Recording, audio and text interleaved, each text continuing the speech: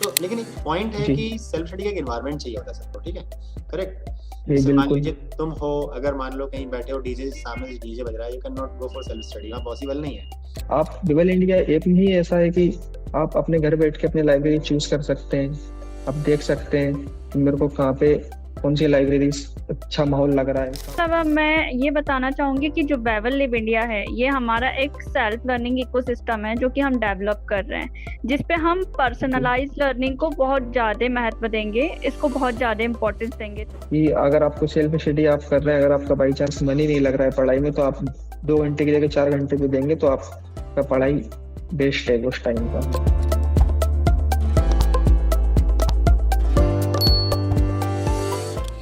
Hello everyone, this is Surjit Singh Gaur. We are from Bebel Live India. We are right now we are welcome you to in new podcast of Bebel Live India series.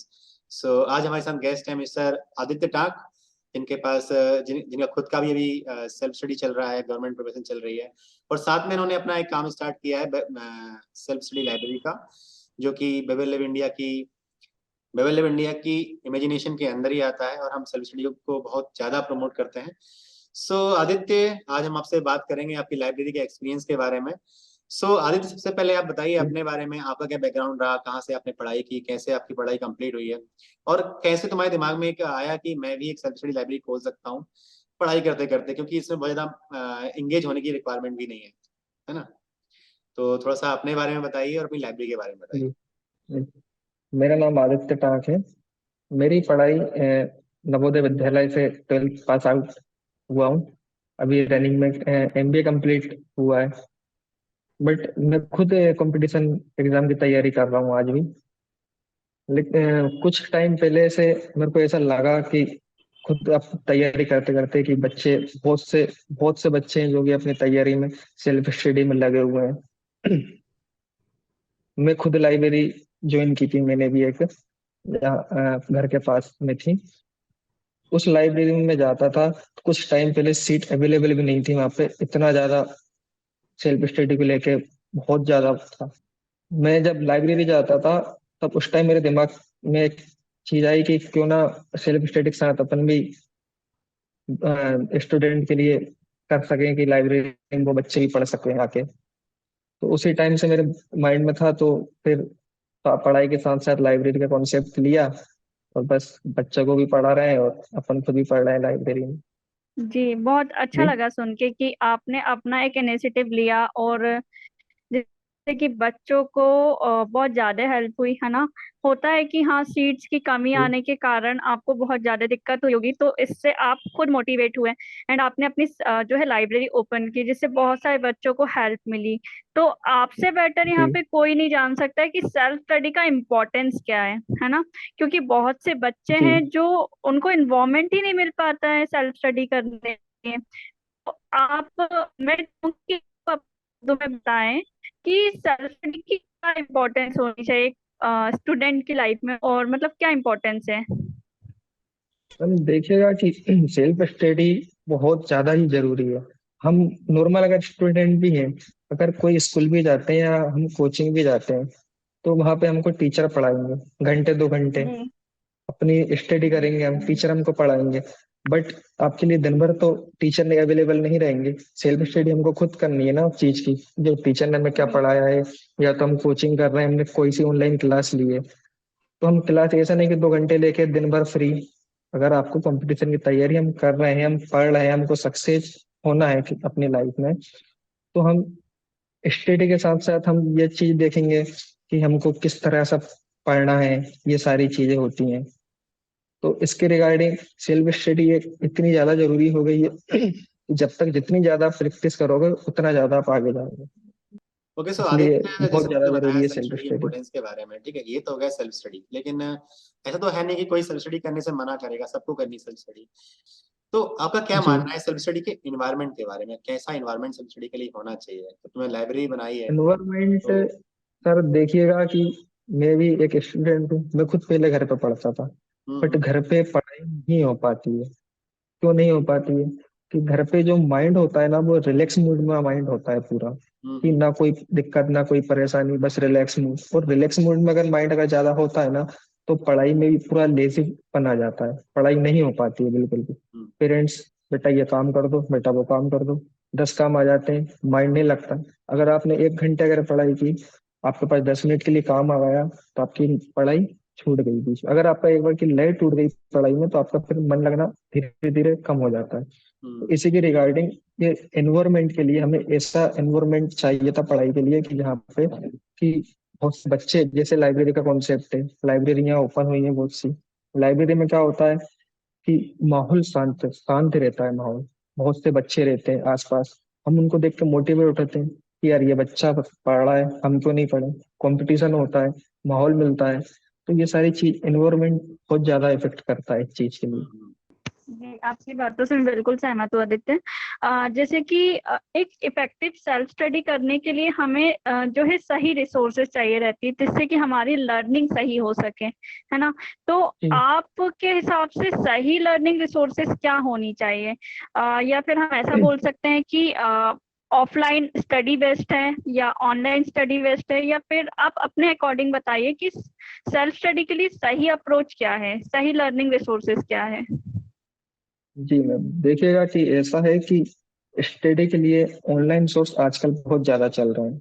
एक time था lockdown का, कि जी lockdown के बाद से library बहुत ज्यादा highlight हुई है। वो इसलिए लॉकडाउन था मैम, जब घर पे सब रहते थे, ठीक है, ना कोचिंग क्लासेस चलती थी, ना कोई सी एक्टिविटी जी होती थी।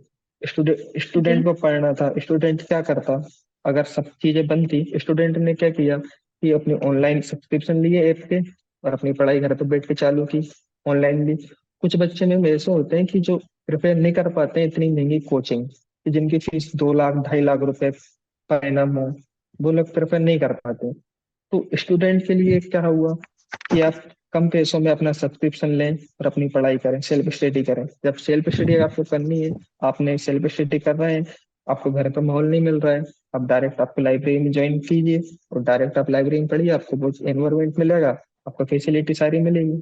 करेक्ट आदित्य, ये शायद कंसेप्ट काफी अच्छा है कि मतलब एक सस्ता सा ऑनलाइन कोर्स खरीदो, लाइब्रेरी में बैठो और पढ़ाई करो, है ना। पर आदित्य एक पॉइंट जी। यहाँ पे ये है कि जैसे बहुत सारे एग्जाम्पल है हमारे पास, जिन्होंने सेल्फ स्टडी से ही बहुत सारे एग्जाम निकाले हैं।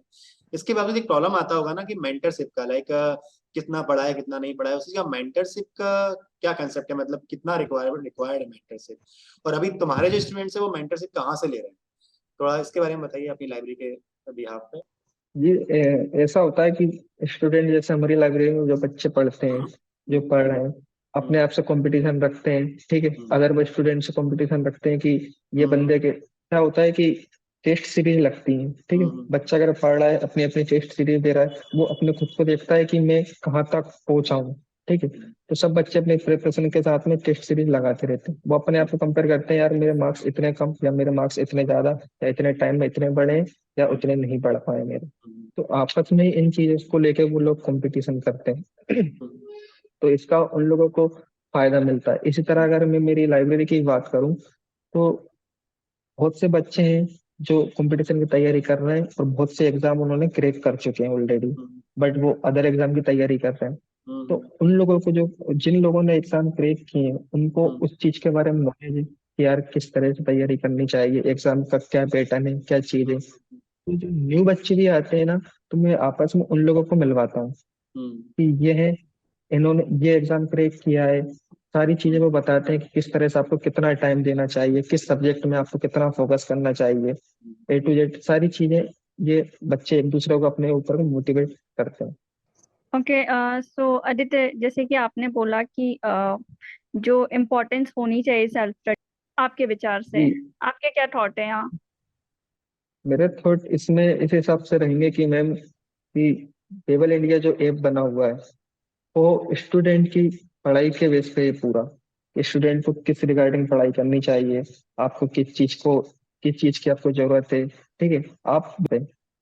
ये सारी चीजें अवेलेबल इंडिया में है, तो ये एक बहुत ही अच्छी चीज बनाई गई है कि जिसके द्वारा स्टूडेंट ना परेशान होकर ऑल इंडिया कहीं भी अपना बैठ के सर्च करके अपन देख सकते हैं, और ऑनलाइन कहीं भी बुकिंग आप करवा सकते हैं। करेक्ट आदित्य। एंड एक चीज और मैं बताना चाहूंगा वेब लैब इंडिया के बारे में कि हम लोग लाइब्रेरी का हमारे यहाँ सेल्फ स्टडी करने का एक जगह है। इसके अलावा सेल्फ लर्निंग के लिए हम बहुत सारे रिसोर्सेज देते हैं, ठीक है। ऑनलाइन रिसोर्सेज को कंपाइल करते हैं। इसके अलावा पर्सनलाइज नोट्स पे हम फोकस कर रहे हैं कि स्टूडेंट जैसा स्टूडेंट वैसे नोट्स। पहले हम लोग उसकी बीमारी डायग्नोस करते हैं कि स्टूडेंट के अंदर प्रॉब्लम क्या है, ठीक है। कभी कभी होता है ना कि स्टूडेंट को नहीं पता होता है कि उसके मार्क्स नहीं आ रहे हैं, उसको सकता है गलत अप्रोच हो, कुछ ऐसी प्रॉब्लम्स भी हो सकती हैं, है जी ना, जो कि अनवांटेड, उसे ये नहीं पता हो कि मैं मार्क्स क्यों नहीं ला पा रहा हूँ, ठीक है। और वो लगा हुआ है, मेहनत करने जी रटने लगा हुआ है। तो हम उस पर भी काम कर रहे हैं, कैसे कि स्टूडेंट की सेल्फ स्टडी को ऑप्टिमाइज किया जाए, कैसे पर्सनलाइज किया जाए। तो इसके अलावा हम जी लोग सेल्फ स्टडी में आने वाले चैलेंजेस के बारे में थोड़ा सा रिसर्च कर रहे हैं। तो आदित्य, जैसे तुम इस फील्ड से हो, तो तुम्हारे हिसाब से स्टूडेंट्स क्या क्या चैलेंजेस फेस कर रहे हैं अभी सेल्फ स्टडी के बारे में?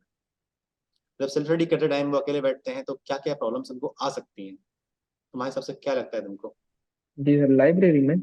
यस, लाइब्रेरी में नहीं, कहीं पे भी आप सेल्फ स्टडी करते हैं ना, जैसे मैं अपने घर पे सेल्फ स्टडी कर जी रहा हूँ, लाइब्रेरी में सेल्फ स्टडी कर रहा हूँ, because self study is about doing by ourselves, है ना।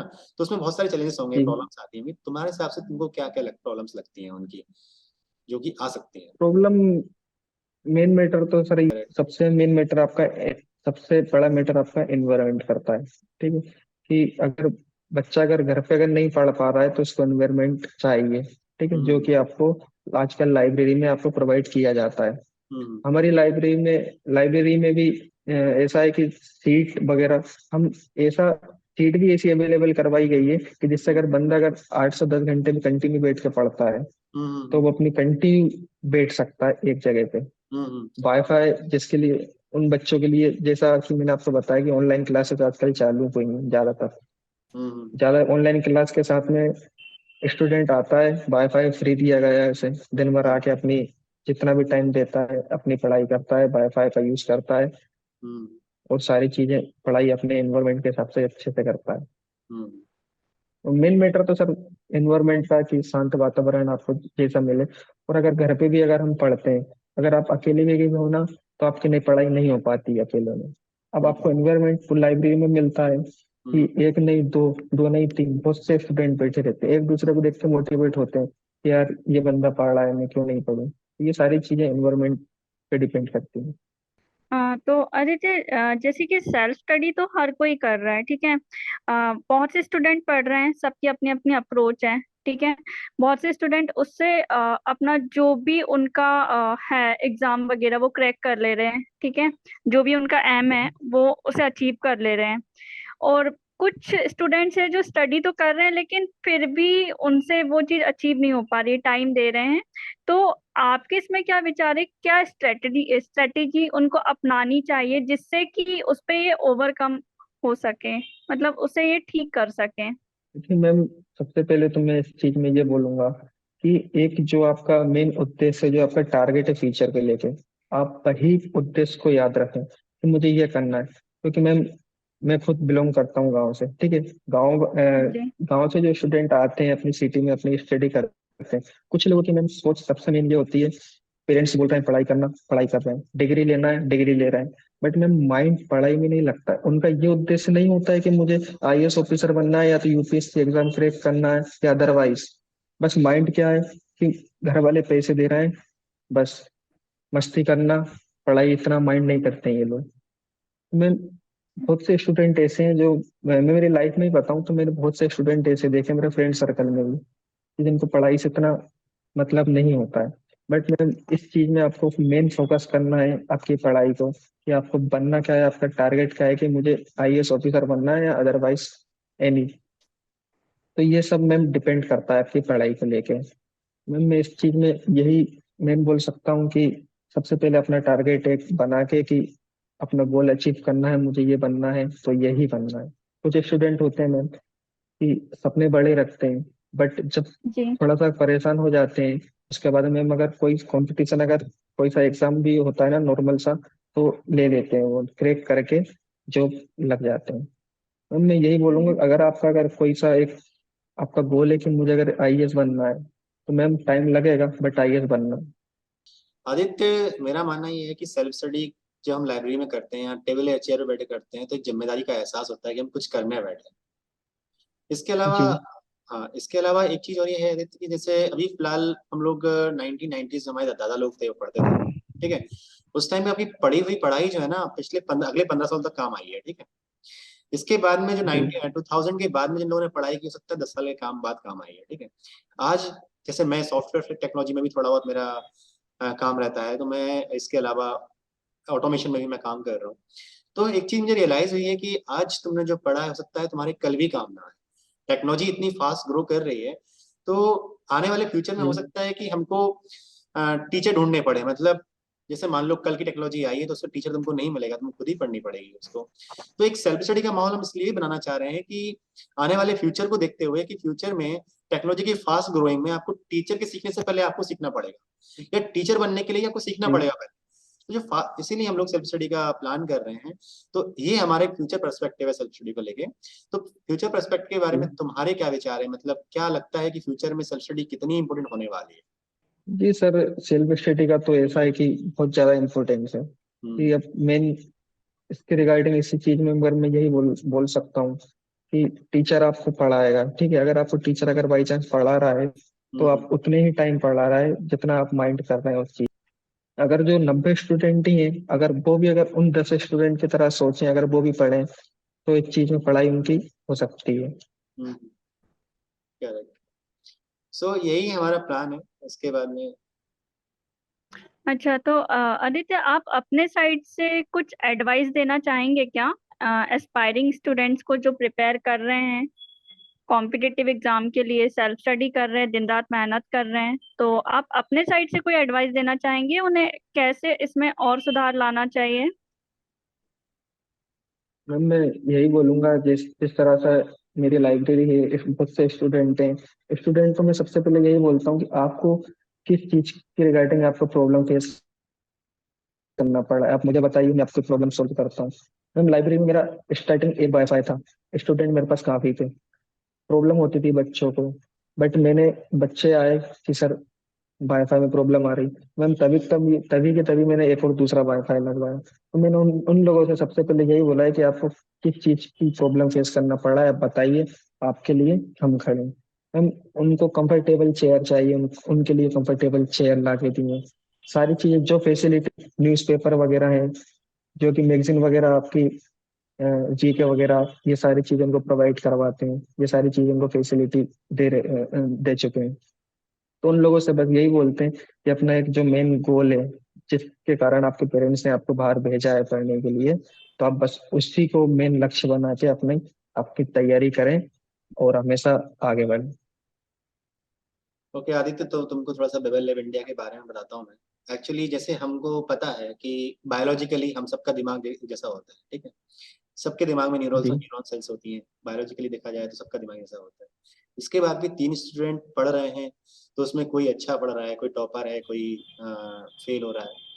इसका प्रॉब्लम जो मुझे अभी तक समझ में आया है हमारी सेल्फ स्टडी एंड चीजों की रिसर्च के हिसाब से, कि इसका बहुत सारे रीजन है, बैकग्राउंड, अप्रोच, विजन, ऐसे बहुत सारे प्रॉब्लम्स हम इसमें आइडेंटिफाई किए हैं।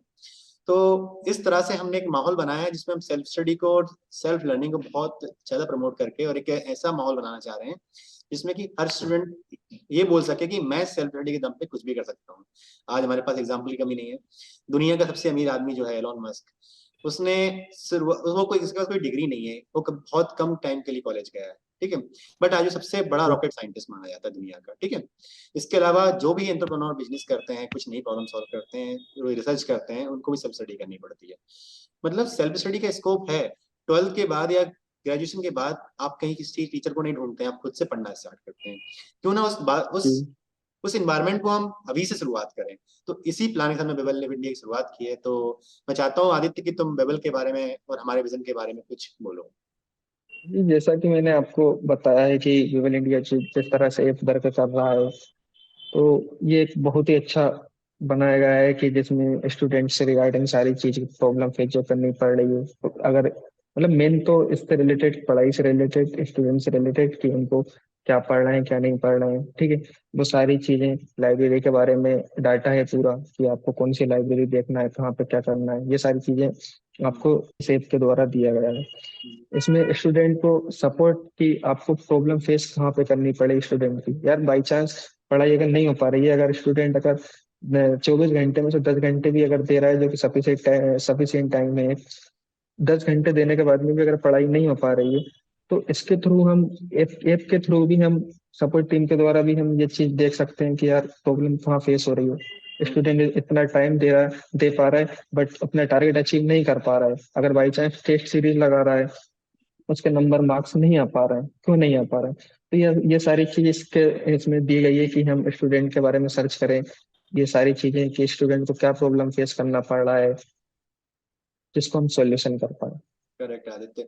सो इसी तरह से आदित्य, हम एक बात और बोलूंगा मैं यहाँ पे कि हम जनरली क्या करते हैं, डॉक्टर के पास जाते हैं, डॉक्टर के पास डॉक्टर टेस्ट रिपोर्ट बोलता है कि ये टेस्ट करवाओ, डायरेक्टली नहीं बोलता कि दवाई खा लो, है ना। ये मेथड है बेसिकली। जी पर हम लोग पढ़ाई के मामले में क्या करते हैं, हम स्टूडेंट से नहीं पूछते कि प्रॉब्लम क्या है, हम बोलते हैं कि मेहनत करो हो जाएगा। हर चीज मेहनत से नहीं होती है जी। ना। तो उसकी नहीं। प्रॉब्लम समझनी होती है कि वो किस सेक्टर में काम कर रहा है, उसका प्रॉब्लम क्या है।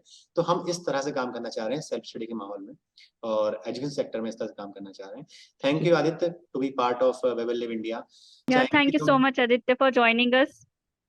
एंड हम लोग थैंक चाहेंगे यू कि मैम। तुम फ्यूचर में भी जुड़े रहो हमारे वी विल लिव इंडिया के इस प्रोग्राम से। और ऑब्वियसली तुम्हारी लाइब्रेरी हमारे ऐप पे ऑलरेडी लिस्टेड है, नवनवोदय लाइब्रेरी के नाम से, जिसका तुमको हमने वो भी जी भेजा था।